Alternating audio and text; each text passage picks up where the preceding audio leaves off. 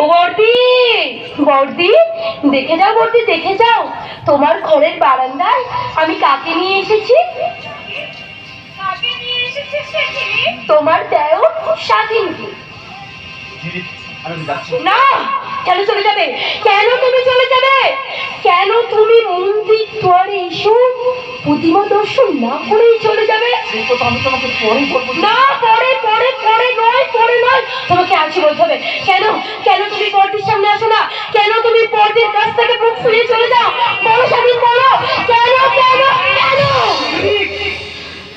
আমি এতদিন যে বাবা বোন ভগ্নিপতি হাতে খেলার পুতুল ছিলাম, তাই এতদিন তাদের প্রয়োজনে আমি ওই বৌদির অন্যায় করেছি, বৌদির প্রতি এত অন্যায় করতে পাপ করেছি।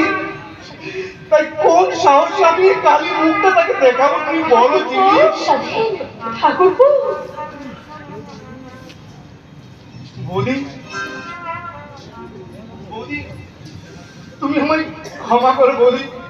আমি আমি তোমার পায়ে ধরে বলছি, আমি তোমার প্রতি যে অন্যায় অবিচার করেছি, পাপ আমি করেছি, তুমি সেই পাপ থেকে আমাকে প্রায়শ্চিত্ত করার সুযোগ দাও।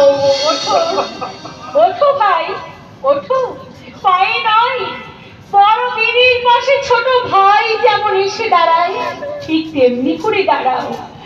সন্তানের পাশে, মায়ের পাশে যেমন সন্তান এসে দাঁড়ায় ঠিক তেমনি করে তুমি আমার পাশে দাঁড়াও।